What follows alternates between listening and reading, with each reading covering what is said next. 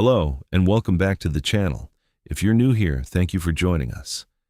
The Conscience and Justice Council recently hosted a live stream titled New Adventism versus Old School Adventism.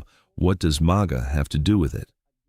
The discussion featured Pastor Ivor Myers and several other panelists who explored whether political ideologies are influencing some Seventh-day Adventists. Three roles. There's the MAGA evangelical, there's a new Adventism, and then there's old school Adventism. And I understand that in old school Adventism, there are, again, different elements. And, I'm not trying to claim that we are everybody thinks alike.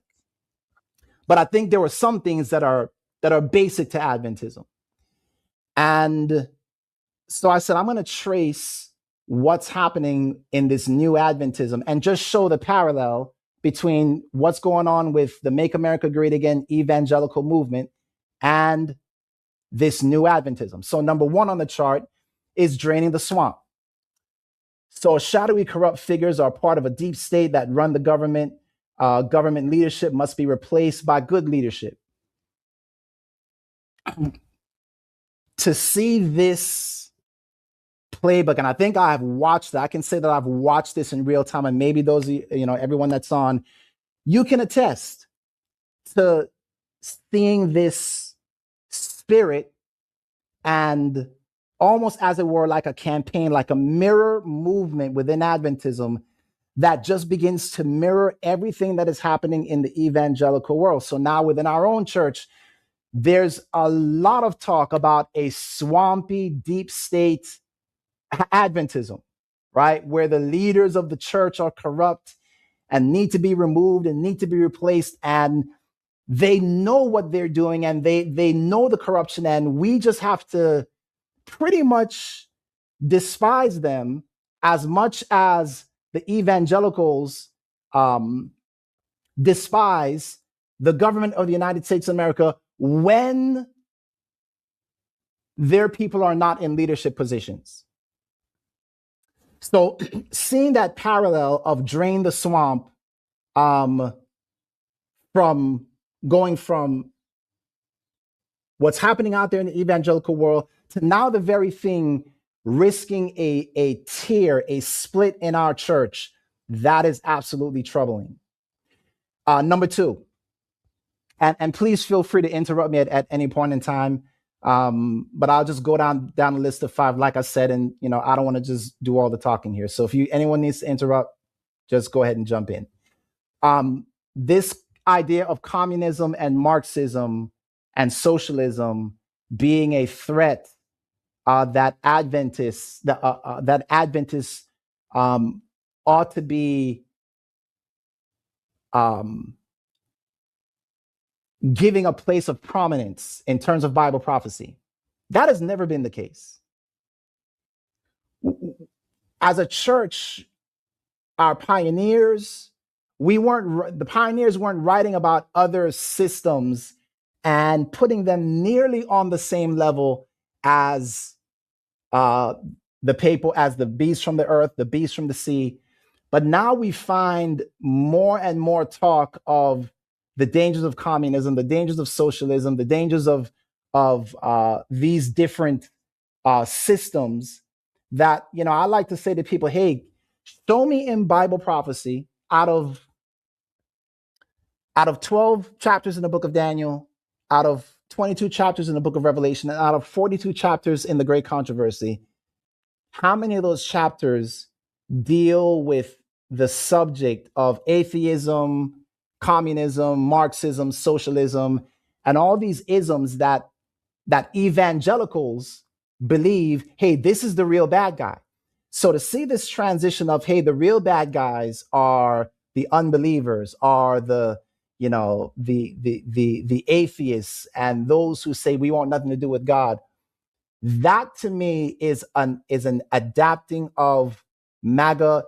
It's almost like it's ecumenism happening within our church among some of the very people you would think it would be the last thing to happen with. Like, it would just be absolutely crazy.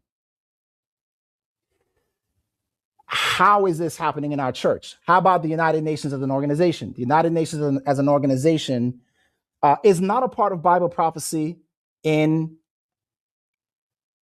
Adventism, in the three angels' messages. That was a teaching that came from Jehovah's Witnesses, was adopted by evangelicals, and now we find the United Nations becoming this huge part of this huge talking point within our church.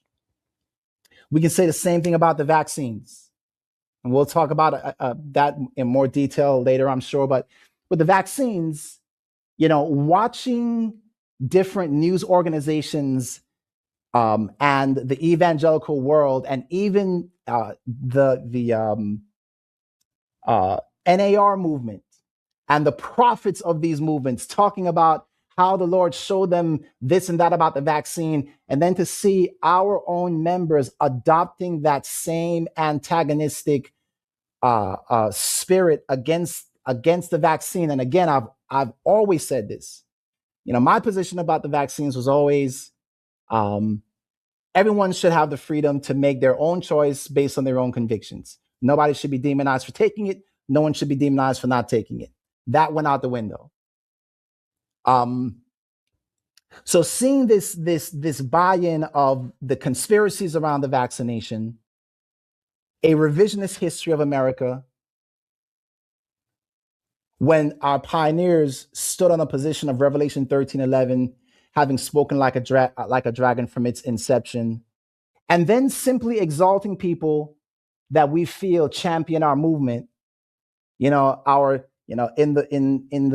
MAGA world, it's those leaders who are, championing the drain the swamp, the drain the swamp mentality, and to see people in our own church mimicking that warfare and turning their weapons against the church, and then members coming behind and exalting these people. This is, to me, clear evidence of what Ellen White says would happen in the last days, which is many would come to see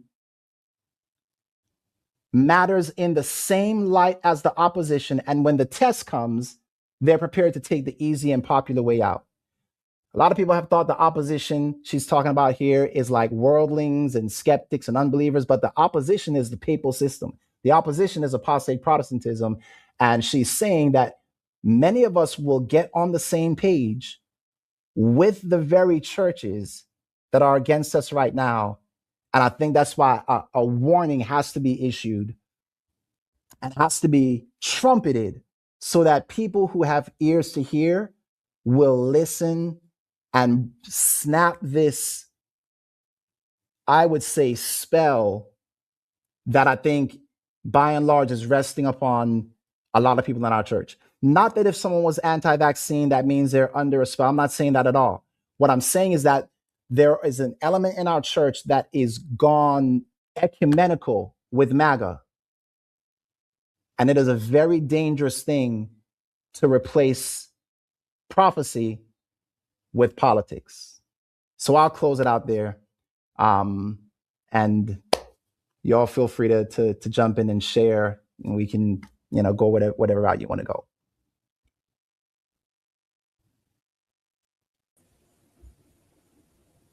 Well, thank you, Dr. Myers, for the presentation. We do have some feedback that we definitely want to get into at this time, because you have definitely shared a lot. And we want to just go in order in terms of what we have shared with people, in terms of what we're going to do with this distinguished panel.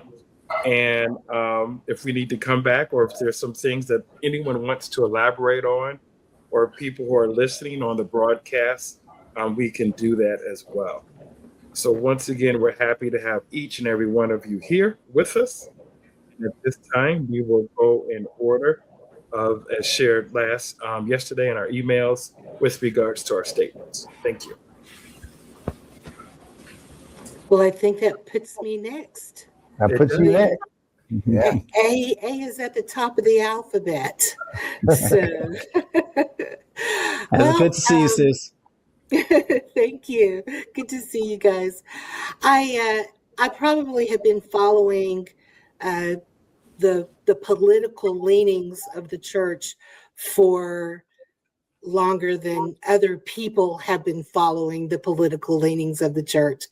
And what surprised me as a young 20-year-old who had just gotten out of college and was hired for religious liberty, and started, kind of using my love of political science and love of religious liberty together, was I was very interested in seeing, how do Seventh-day Adventists vote? And so I remember in 1994, I saw a ABC exit poll, which listed Seventh-day Adventists who had been surveyed coming out of the polls and how Seventh-day Adventists were voting. And I noticed something very surprising to me, because I always thought Seventh-day Adventists were peculiar. We have the truth, and so we're different.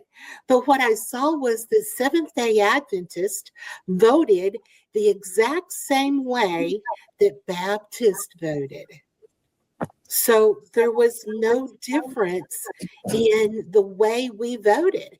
For the first time in that 90s election where Bill Clinton won the election, Seventh-day Adventists had actually didn't vote majority Republican, but that was because by then Seventh-day Adventist demographics looked different. We were kind of balancing the scales racially, whereas early Adventism had definitely more white conservative Christians coming in. Those Adventists had always been Republican because it was the party, the abolitionist party, that moved through Abraham Lincoln during the time that our church was founded.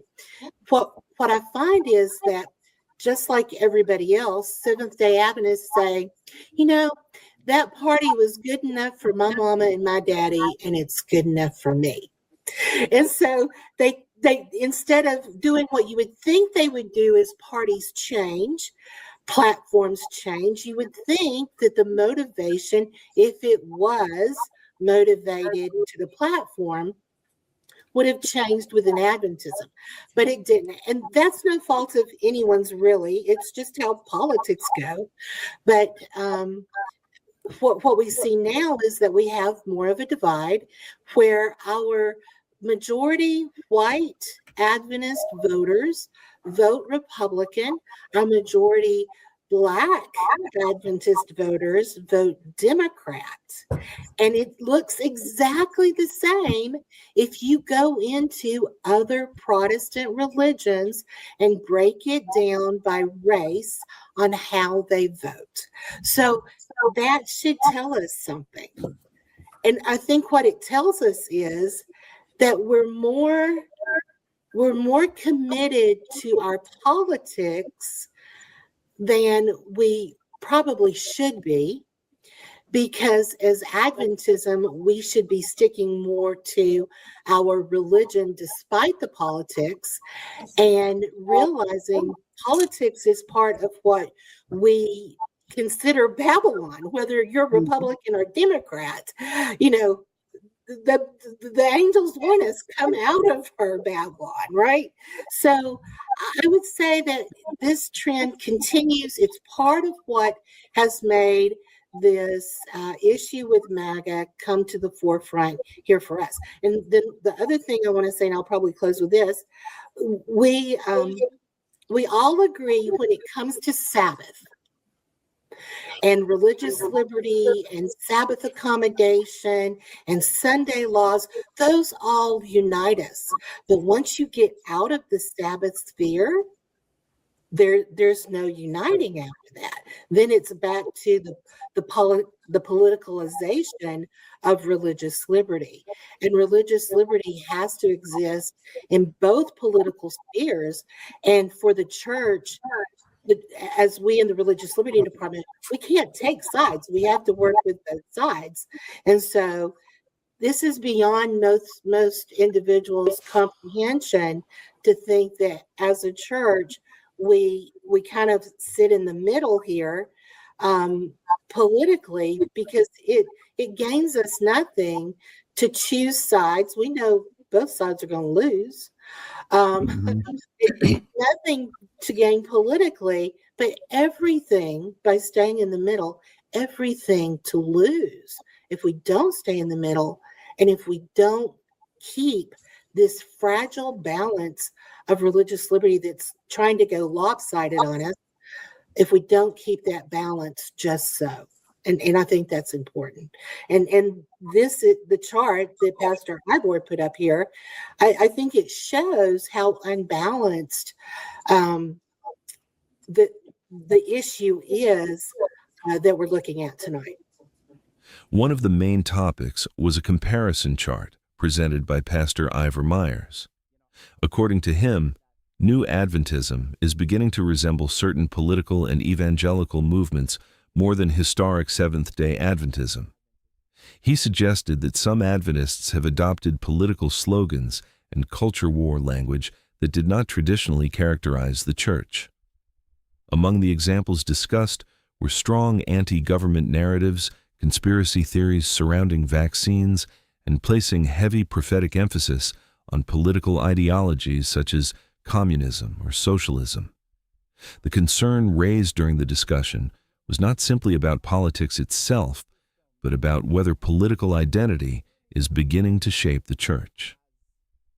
Another point discussed was the relationship between some conservative Adventists and evangelical political movements in America. The panel expressed concern that some Adventists may be becoming closely aligned with groups whose prophetic interpretations differ significantly from historic Adventist beliefs. But here is my personal thought. Seventh-day Adventists should remain focused on the mission God has entrusted to us in these last days, rather than becoming entangled in worldly politics. The three angels' messages remain the distinctive message God has entrusted to the Seventh-day Adventist Church. No political movement can replace that mission. Whether someone leans politically left, right, or somewhere in between, our greatest loyalty must belong to Jesus Christ. Our citizenship is ultimately in heaven. We should be known first as followers of Christ, not as representatives of political parties. Ellen White repeatedly warned God's people against allowing political questions to consume the church. The church has been called to prepare a people for the soon return of Jesus Christ. That mission must remain our highest priority. The greatest need of the church today is not more political arguments. It is a deeper experience with Jesus Christ, greater commitment to His Word, and a renewed passion for sharing the everlasting gospel with the world. What are your thoughts on this discussion? Do you believe politics is influencing the Seventh-day Adventist Church, or do you think these concerns are overstated? Share your thoughts respectfully in the comments below. If you'd like to watch the full discussion, you'll find the link in the description below. Until next time, may God bless you, and let us remain faithful as we look forward to the soon return of our Lord and Savior, Jesus Christ.